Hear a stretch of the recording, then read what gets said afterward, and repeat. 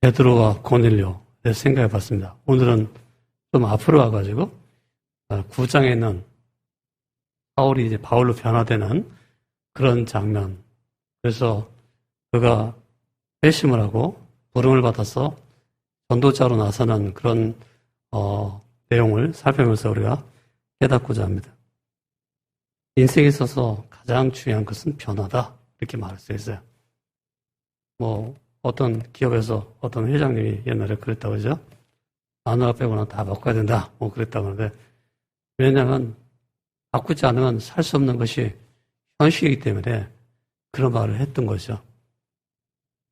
우리가 바꾼다는 것은 곧 변화된다는 것인데, 우리가 자꾸 변화돼야 돼요. 근데 어떤 방향으로 변화될 것이냐? 좋은 방향으로 변화돼야지, 바뀌어져야지. 나쁜 방향으로 바뀌어지면 안 되겠죠.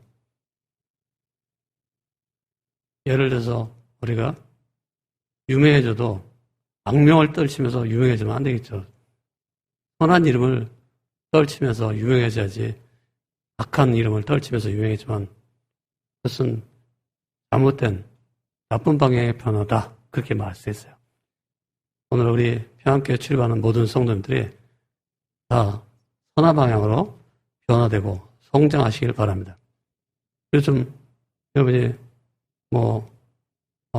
많이 TV에서 접할 수 있겠지만, 뉴스에서 접할 수 있겠지만, 동경올림픽을 보면서 여러분 많이 생각을 하죠. 동경올림픽, 이제 올림픽의 어떤 그런 그 흥분, 이런 것이 다 없어진, 그래가지고 무관중 경기를 하는데, 그것도 1년을 연기해가지고 지금 하고 있어요.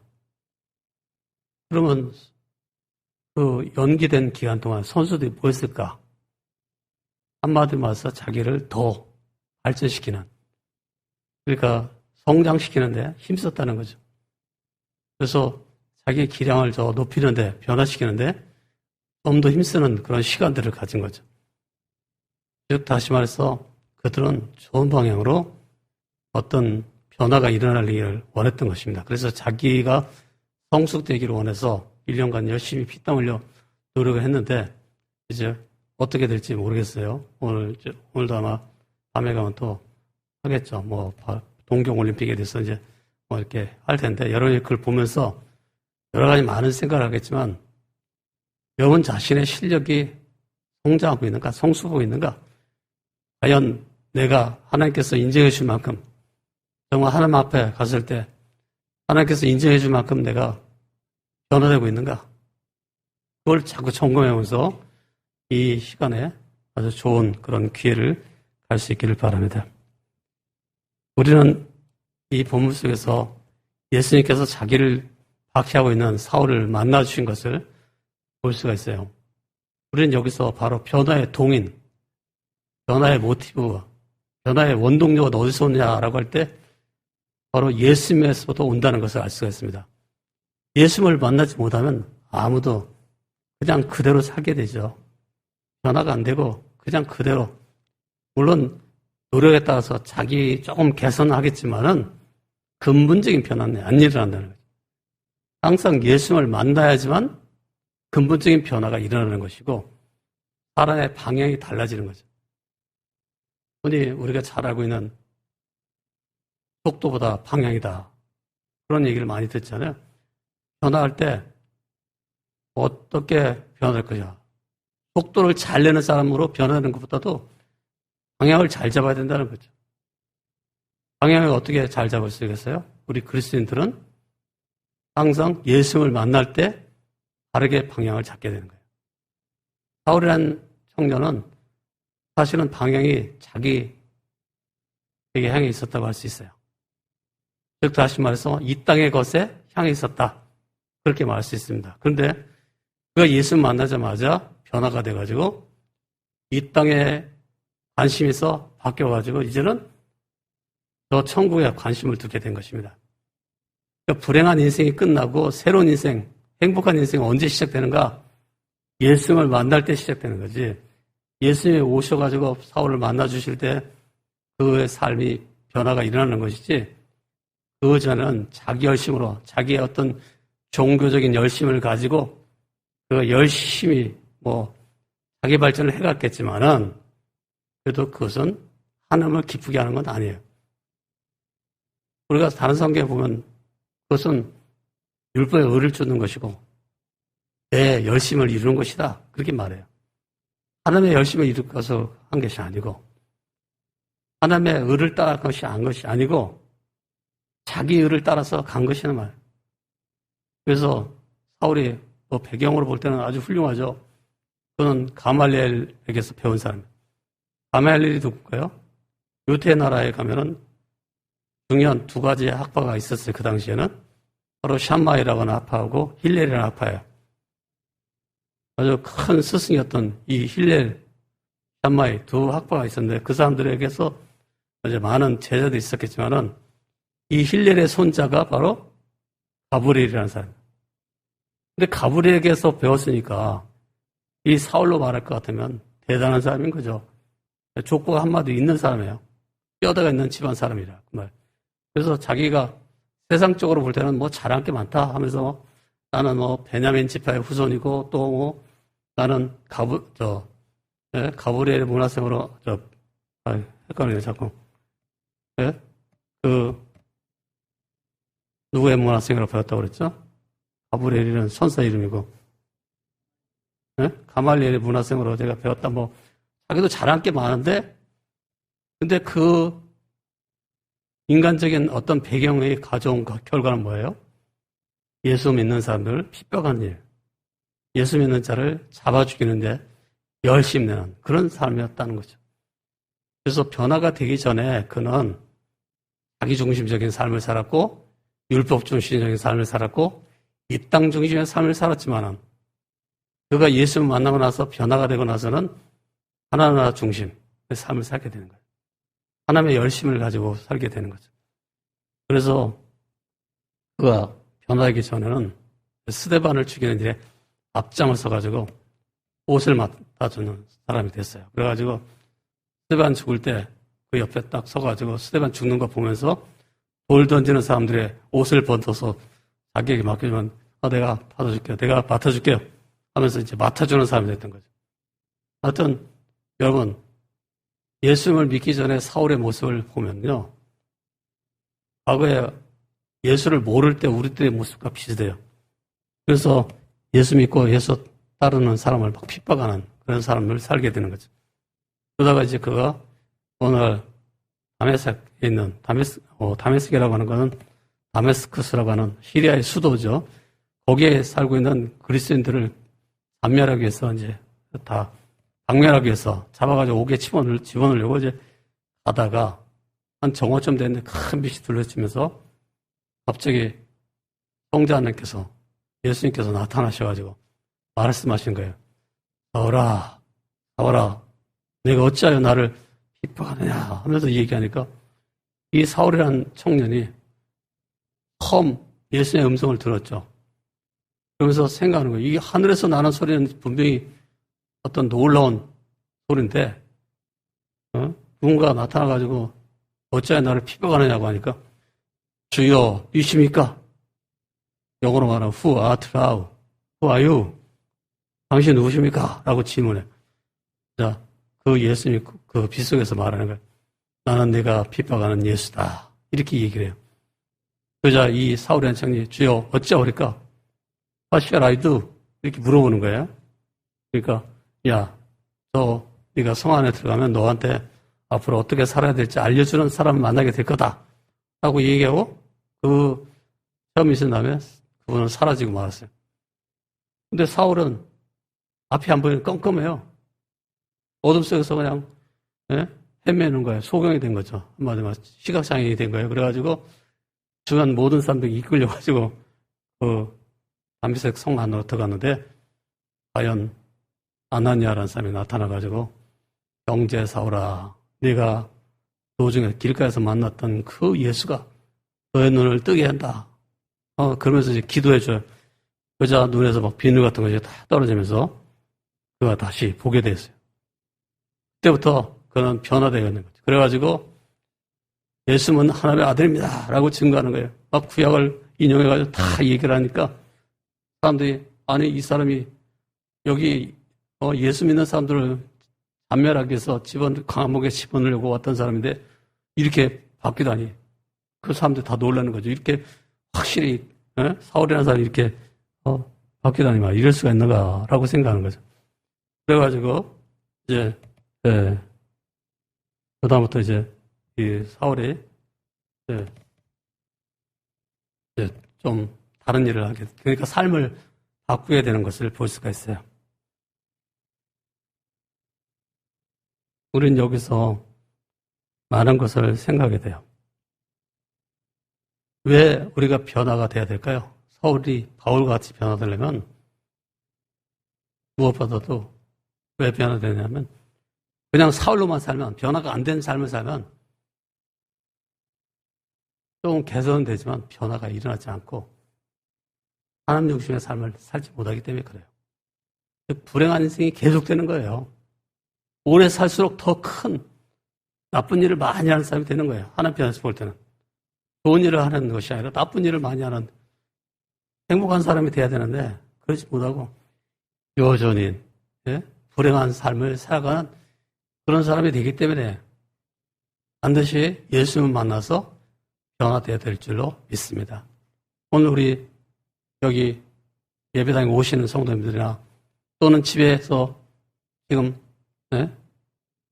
예배 현황을 동영상을 송출하는 것을 보면서 예배 드리는 사람들이나 할 것 없이 모두 다 주님이 원하시는 방향으로 변화되시기를 주님의 이름으로 축원합니다.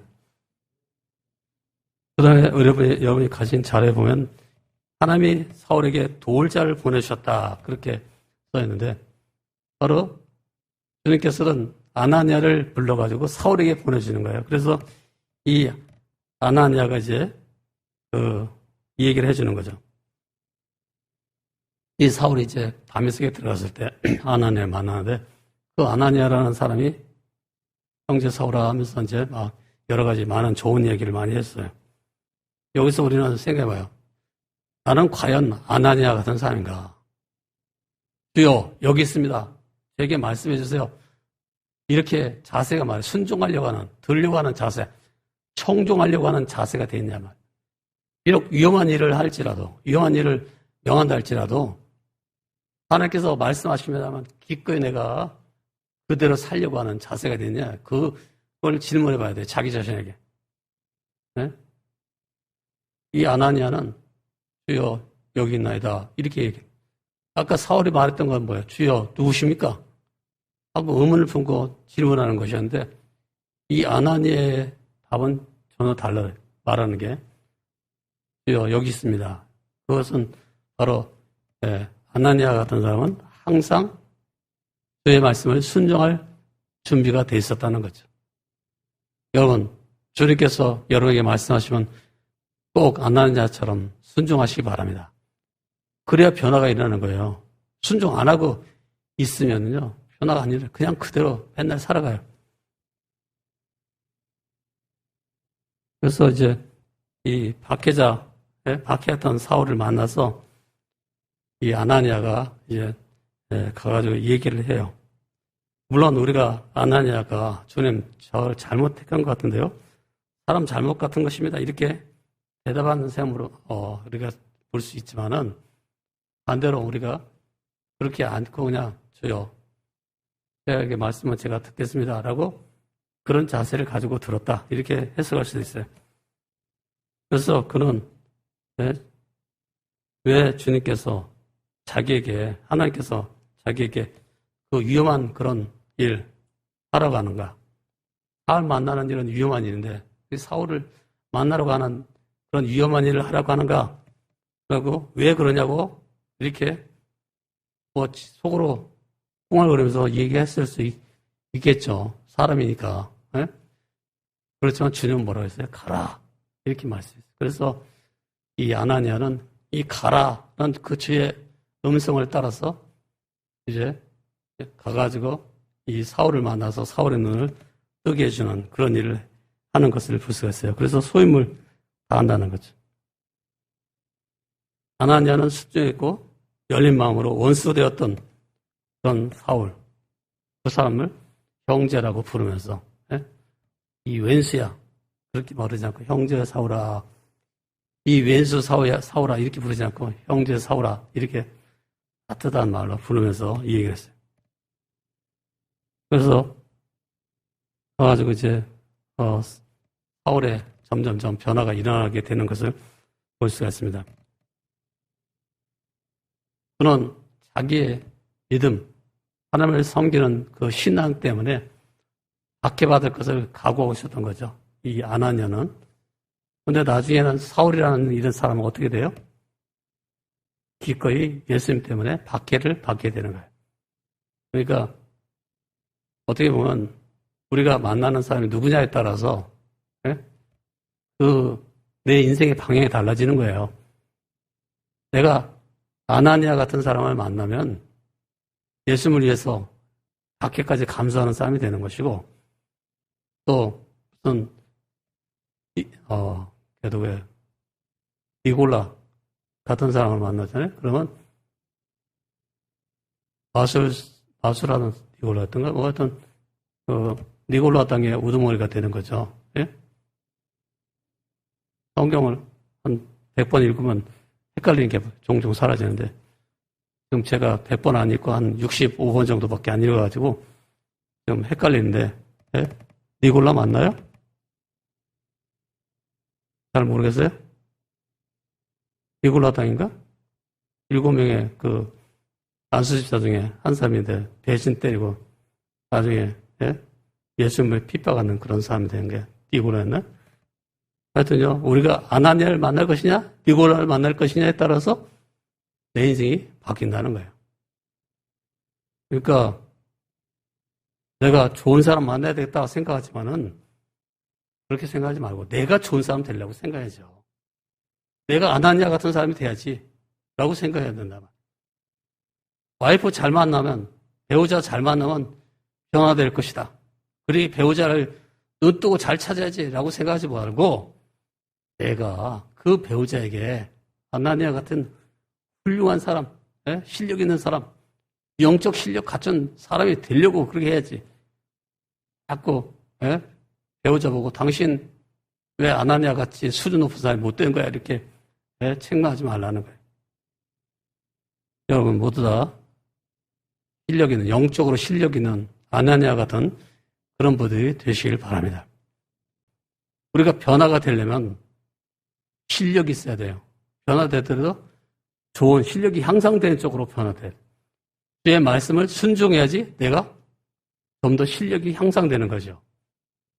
주의 말씀을 우리가 순종하지 않으면 실력이 향상되지 않아요. 그래서 빅토리아 폭포 앞에 가서 그 장엄함에 놀리지도 못하고 이과수 폭포에 가서도 그 웅장함에 대해서 감탄을 못하는 사람이 되고 만단 말이에요.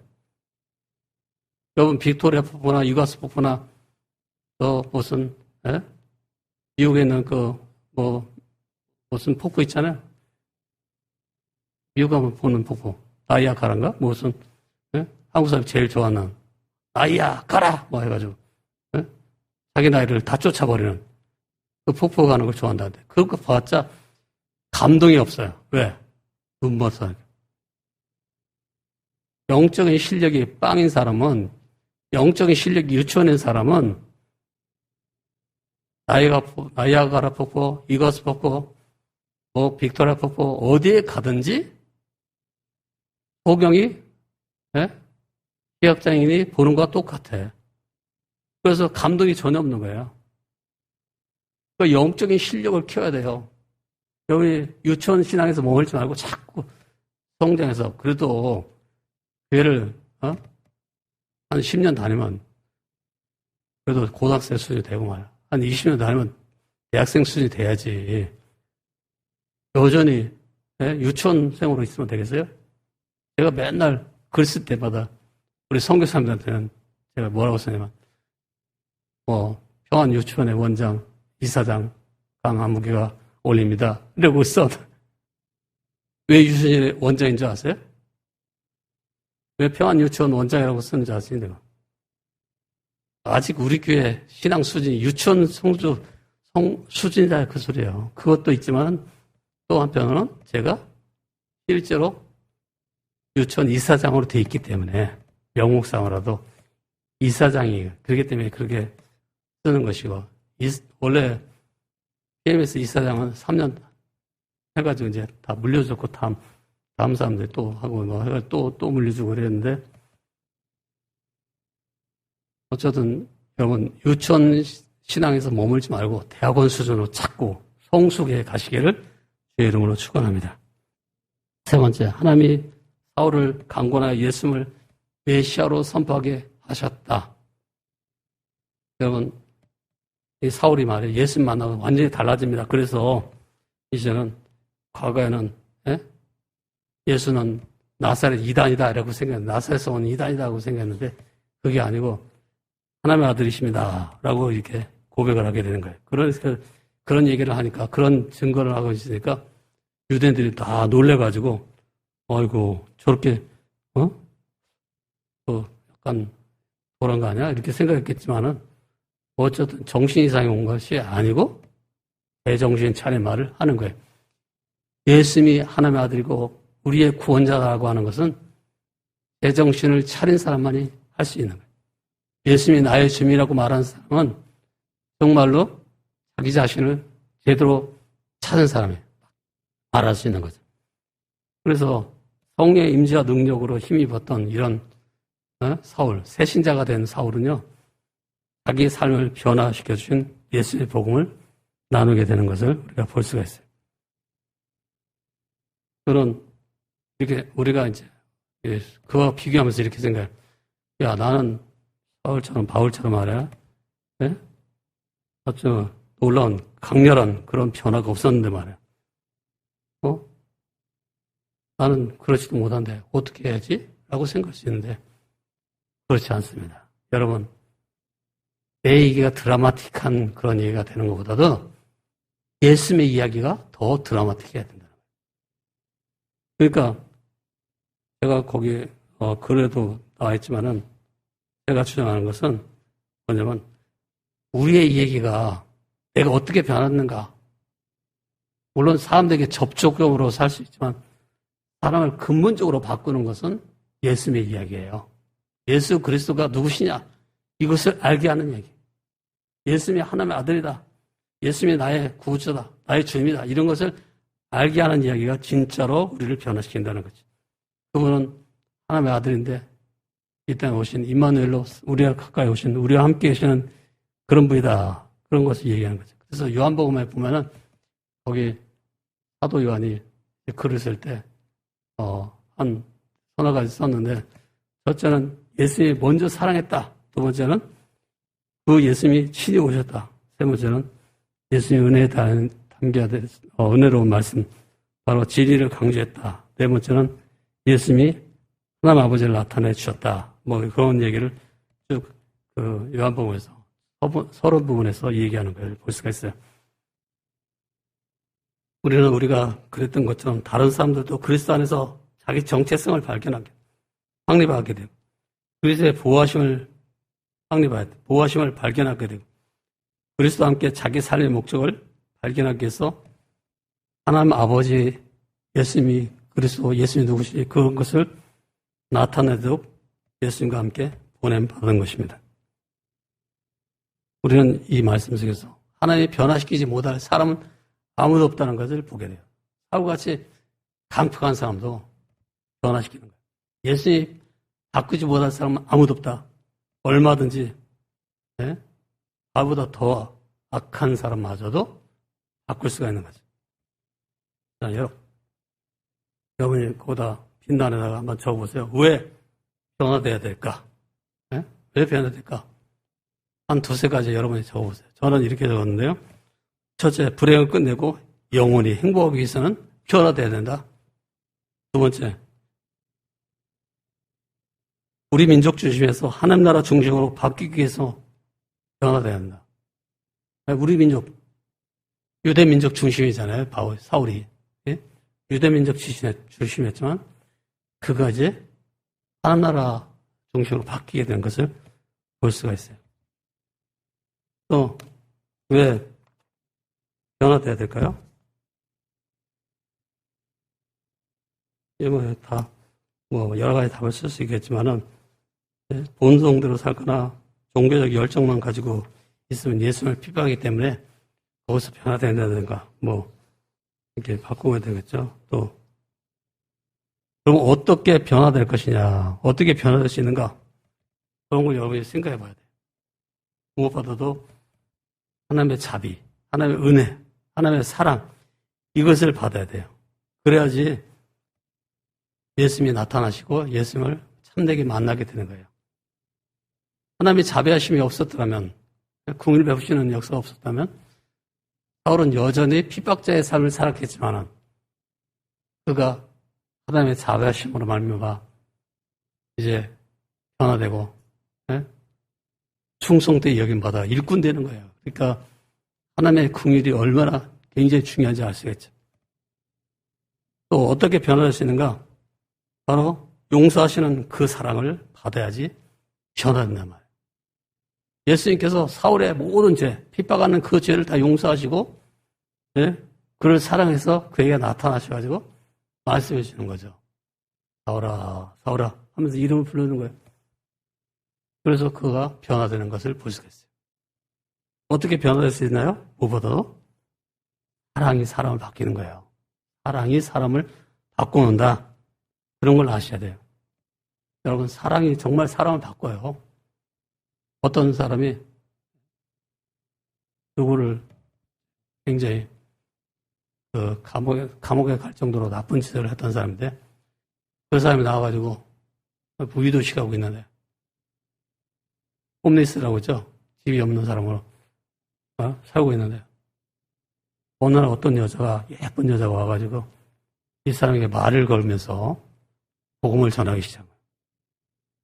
이 사람을 사랑스럽게 여긴 거예요. 그래가지고 이 사람은 이 여자분은 사회복지사였는데 와가지고 얘기하고 자꾸 뭐 관심을 펴주고 그러니까 이 남자가 바뀌기 시작하는 거예요.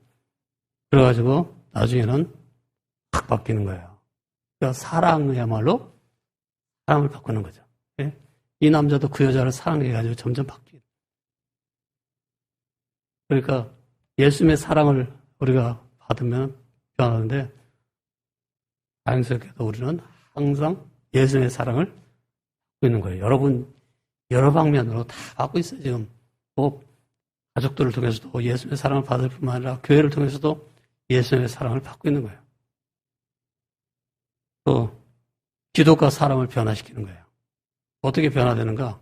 기도할 때 사람이 바뀌어요. 기도를 해줘야 돼요. 그러니까 기도에 도움이 많이 필요해요. 안메색에 있는 그리스도인들은 열심히 기도하는 거예요. 제발 우리를 핍박하러 오는 어떤 사람이 있다고 들었는데 그 사람이 변화되겠어요? 간절히 기도했겠죠. 네? 자기들이 생명이 걸려있으니까 기도의 위력이라는 것. 그러니까 결국은 하나님을 움직이게 하는 거예요. 하나님의 보좌를 움직이게 하는 것은 기도예요. 기도 때문에 이 다메섹 성도들의 간절한 기도 때문에 사울이 변화서 바울이 되는 거예요. 그래가지고 그들에게 큰 유익을 끼치는 사람이 된 거예요. 여러분 모두가 기도가 사람을 바꾸게 한다라는 것을 알고 기도해주세요. 변화는 언제 일어나는가? 예수님 때문에 일어난다. 예수님을 모셔야지 변화가 일어나는 거예요. 그러니까 여러분이 예수님을 진짜 주인으로 모셔서 여러분 모두가 변화되고 성숙되시기를 주의 이름으로 축원합니다. 기도하겠습니다. 하나님 아버지, 요즘 올림픽을 해도 사람들이 재미가 없는 그런 시대가 되었습니다. 그러나 예수님은 진정한 즐거움을 우리에게 줄 수 있고 진정한 기쁨을 우리에게 줄 수 있음을 믿습니다. 우리가 예수님을 믿음으로 말미암아 예수님을 모심으로 말미암아 변화되고 새로워지게 하시고 선한 방향으로 성장할 수 있는 저희들이 될 수 있게 주시옵소서. 오늘도 세계 곳곳에서 영상을 통해서 또 예배 드리는 사람도 있습니다. 또 아프리카에서 또는 유럽에서 또는 남미에서 또는 동남아시아에서 또 우리 많은 선교사님들이 지금 이 영상을 보면서 정말 예수님이야말로 우리를 바꾸는 사람이 내가 이렇게 변화돼서 여기 이번 이웃 땅에 와서 고난을 기꺼이 감수하는 것은 바로 주님 때문이다라고 고백하고 있는 그런 많은 분들이 있습니다. 주여, 저들과 함께 해주시고 저들과 동역함으로 말미암아 저들이 늘 행복하게 하시고 또 기꺼이 이 코비드 상황을 극복하고 감당할 수 있게 해주시옵소서. 오늘도 후유증에 시달리는 많은 사람들이 있습니다. 주님께서 치유하시고 저들을 완전케 해주시옵소서. 복음을 전하기 위해서 애쓰는 모든 종들을 함께 하시고 주님 은혜와 사랑을 베풀어 주시옵소서. 예수님의 이름으로 기도드립니다. 지금은 우리 주 예수 그리스도의 은혜와 하나님 아버지의 영원 무궁하신 사랑과 성령의 교통하심과 인도하심과 충만하신 역사가 오늘 구도의 속에서도 주 앞에 나와 예배드리는 성도들과 또 가정에서 예배 동영상을 송출하는 것을 보면서 예배드리는 모든 성도들과 저들의 가정과 저들의 가족과 저들의 하는 모든 일들과 또 우리 환우들과 교우들 위해 열방의 선교사들과 그때의 종업자들과 그 민족들 위해 지금부터 영원까지 함께해 주시옵기를 간절히 축원합니다.